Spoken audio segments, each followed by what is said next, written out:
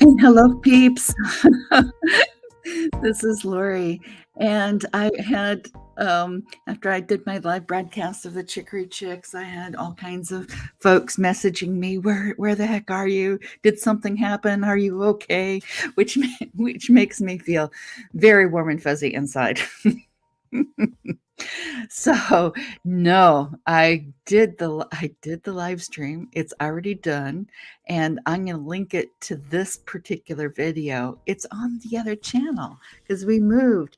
Today was our moving day, and I've been saying it, but it's one of those things that even though you say something, that doesn't mean that everybody gets the message or it sinks in. Because gosh darn it, we're busy these days, right? I'm trying to pull it up on my screen so that I can screen share it with you guys. So it bears repeating, obviously, if I have that many folks saying, where the heck are you? That I need to show you what we've got going on again. And I'm going to be doing a lot of this stuff this week as I prepare all those other channels. So uh, you're gonna get quite a bit of me if you want me.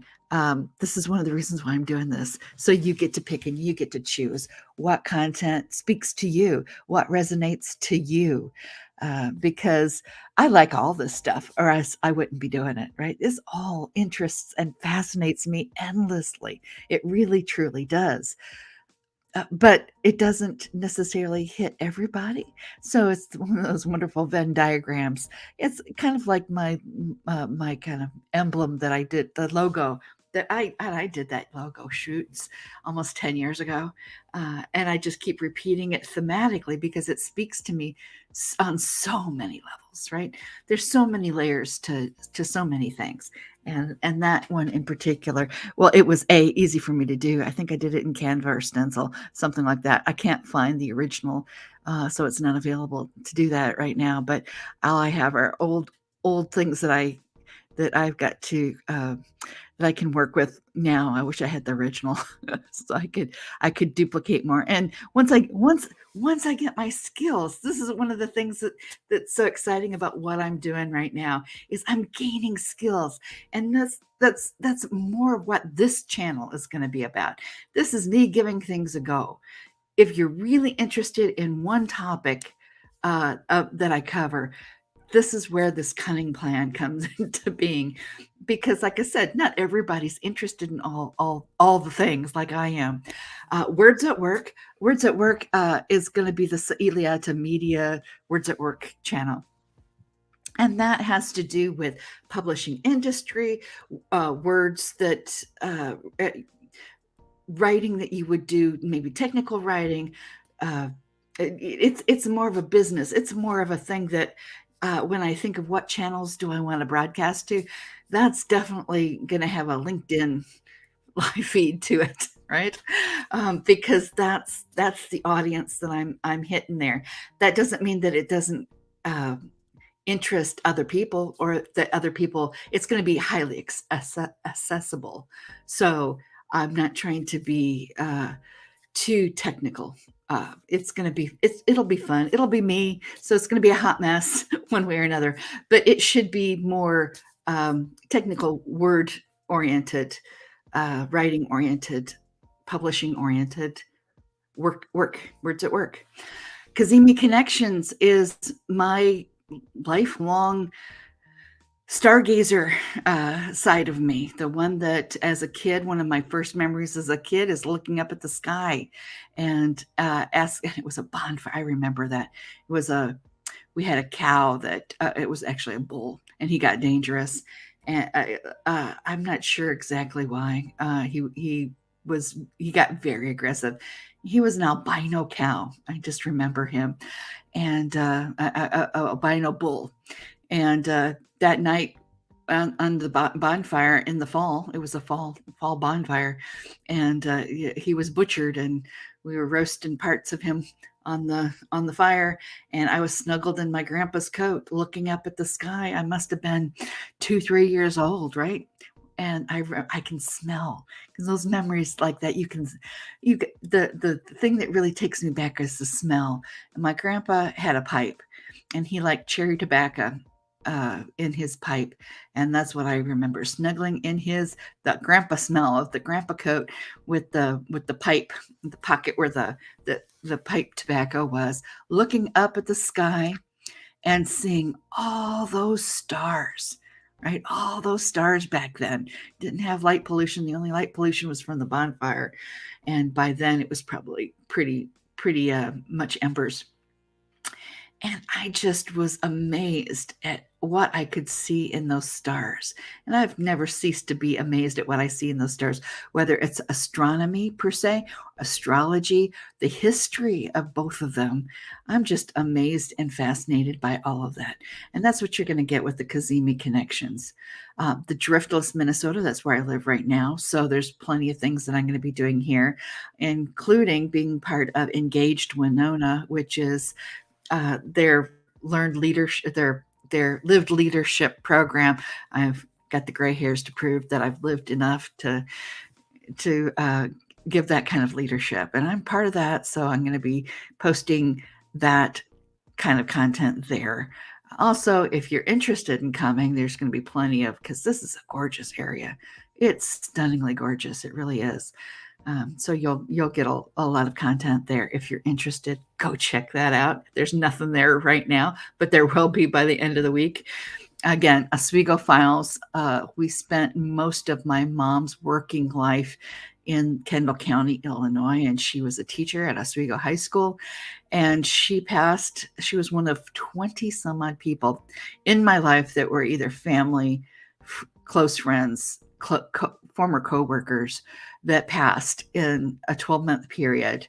And as part of the things that I inherited from that are boxes and boxes and boxes of memorabilia, slides, pictures from that time that we lived in Oswego. So those are my Oswego files. I've got to sort through those. People are interested in that because she was such a fixture there. And so I feel an obligation to put that into format that I can share with other people and have that dialogue in a more public space, because that period of time my kids can barely remember. They have very vague memories of my mom as actually being a teacher, and I grew up in the classroom. So that's the kind of the material that you'll find at the Oswego Files. Chicory Chicks, well, you've had a taste of that, and I guess enough of you like it to be worried about where the heck I went today. Where I went was over to the Chicory Chicks channel, and that, of all of them, does have videos on them right now as we speak. And I'm going to screen share with you guys. I'm going to screen share this. I'm giving it a go, right? I'm still giving things a go. Okay, it's slides from no, I don't want that. I want, because it says slides. I did the wrong thing. Screen share. I am still getting used to doing all this stuff. And I'll show you all the things as I go. Not that if you're, oh, look, I already I got another subscriber. I got 2 subscribers already. It says no videos, but that's a lie. We just did a live stream, so it should have 1 video on there. Well, probably because it hasn't done its thing yet. What it does is see, this is the past live streams. Bless your heart. That's what we did today. So if you missed me, I'm there, and I'll link that to this particular video in the end screen when I can. So the Bless Your Heart, that's our first one. Wednesday Kaffeeklatsch live. Chicory Chicks large. If you want to do the replays of what we did on the main channel, I've got those linked over here too. So you're not going to miss it. And then as we get videos linked up on the other one, you're going to see the Sailiata Media family, and I'm going to put that there. Sounds very impressive now, doesn't it? To be Sailiata Media family. I originally did this for as a the Chicory Chicks. If you guys know the Chicory Chicks story, is as kids, I'm gonna come back over here so I can see myself. As kids, my cousin and I, back in those days, you didn't have a lot of you didn't have a whole lot of entertainment. It was self-made entertainment. The AM radio, you had the AM. It was just becoming portable. Stone Age. The TV was black and white. You just didn't. There wasn't a whole lot of entertainment. It was still the tradition of entertaining each other. My grandpa was an amazing singer. He could whistle like you would not believe. It was just kind of you just entertained yourself, and that was part of the culture. And as kids, you were brought out to entertain guests and adults.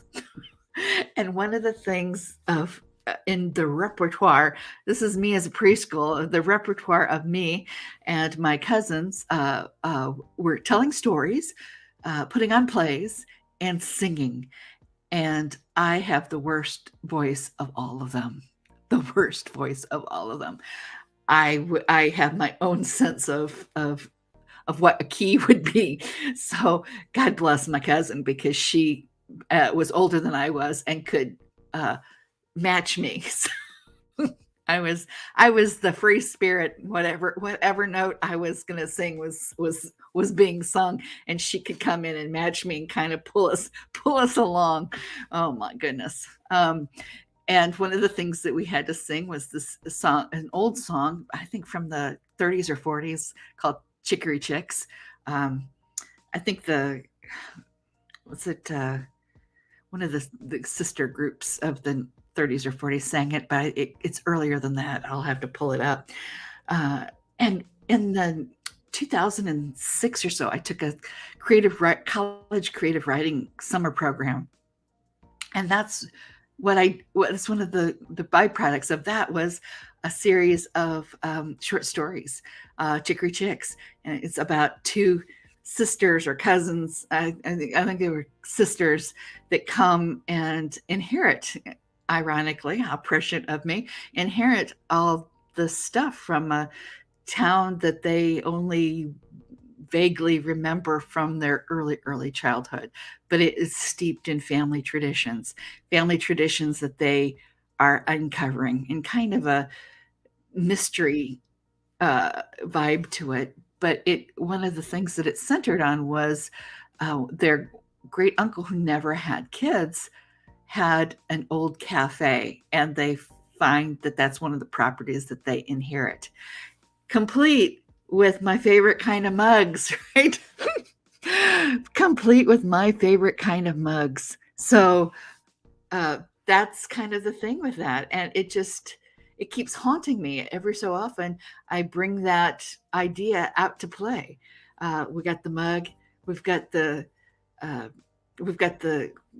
corn. It's a cornflower, but it's a chicory. If you're driving around the Midwest in the cornfields, the cornflowers, the blue cornflowers there is not bachelor buttons. It's a chicory, and it was planted. It's gone native right now. It's considered kind of a weed, but I remember from my early childhood that was a good thing to have in the field, because when the animals foraged, the cows and the pigs and the whatever, when they foraged, it had some sort of a purgative effect of getting rid of parasites, and so it was delightful, because that color blue is just so delightful, and it's so rare in nature, and so pretty, and such a wild, free spirit, and yet it is very much integrated into the health of the ecosystem, right? And there's just something charming and old-fashioned and durable about it. I just love it. And chicory's got a little bit of a bite to it. It's edible. It's all edible. And the root of it, when you roast it, it's a coffee substitute. So during the Depression, that was very common to go dig up those plants, roast them, grind them up, and use them as a coffee substitute. Ergo, chicory chicks. And it's still pretty common in Louisiana, with the French, that French influence of the French dark roast and the chicory in the coffee. And we were on the Mississippi River. So there you go. That's part of the river highway that brings up and mixes the different cultures that in the it's another coast. Really, the Mississippi River is a whole different coast. We think of the East Coast and the West Coast, and in my stories, that's where these women were coming from, was the East and the West Coast, coming back to the Mississippi River Delta. And the part of Illinois that I'm from is the uppermost reach of the Mississippi Delta. We still have cypress swamps there, and so that was really fun to write about. I need to revisit that, and I need to revisit that in the context of all these boxes that I've inherited, and what I thought. I'm like so overwhelmed. So what did I think? The first thing I think is, well, if I got to do this, who's going to keep me accountable? You guys are. So it's hard to do, and it's hard to do whatever. But if I can do this, and I bet you how many other people are going through similar things one way or another, right? You're having to deal with all these generational things. You guys are the keepers of the stories. And can we come and can we talk about writing memoir here? First of all, just come and have coffee and get to know each other. But then what I intend to do, aside from the Kaffeeklatches, is to branch out into memoir work. And also, aren't these quotes just delightful? They're great for conversation. And we've forgotten how to have a lot of conversations in real life. So even though this is virtual, hopefully it's helping us regain some skills about how to be conversational in real life. And they also act as writer prompts, right? If you guys want to, I would totally love it.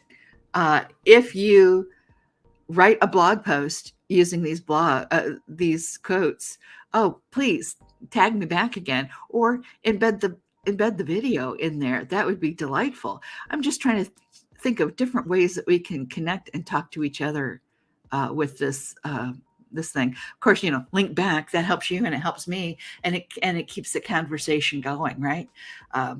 That's how we have a whole bunch of fun with this. But yes, I can't wait to get to know you at whichever, and I'm going to stop screen sharing. There we go. But I'm going to bring this one back at whichever one of these things you like or that speaks to you. Take a handful, take one, whatever it is that you want. There's no videos on most of those, but that should change this week, I'm hoping, but at least this month. I'm trying to get everything all set up so that if you land on them, you don't feel like you're in the wrong place. And as I get the videos set up, I'll have all the breadcrumbs linking all the pieces all over together again. And there's a couple more things that I wanted to say. So let me put on that cunning plan face of mine. Does anybody know where that comes from? Do we have any Blackadder fans in the audience? If so, put it in the comments. I'd love to hear you guys' comments. This just makes my day. And whether it's here or on Twitter or on Facebook right now, those are the 3 places that we're streaming through. And yes, you can go to Facebook and find pages that match these categories. And when I live stream on any of these, or when I post on any of these, it will go to the different Facebook page. So that's another way that we can connect those dots. Twitter is yet to come. I was working on that quite a bit yesterday, trying to wrangle in old things. Half of my stuff is trying to figure out how the social media change, where these phantom accounts are, and get them wrestled in. So we're operating in kind of a nice ecosystem, a nice connected web of experience to kind of, I'm kind of excited about that. I'm still gaining skills, so this is not edited. I'm getting equipment, so things will be better. And thank you for staying with me. And on that, I think that's a long one. So I'm gonna say, have a blessed day, and go over to the Chicory Chicks and subscribe there if you don't want to miss tomorrow's live stream. over there. All righty. Bye-bye.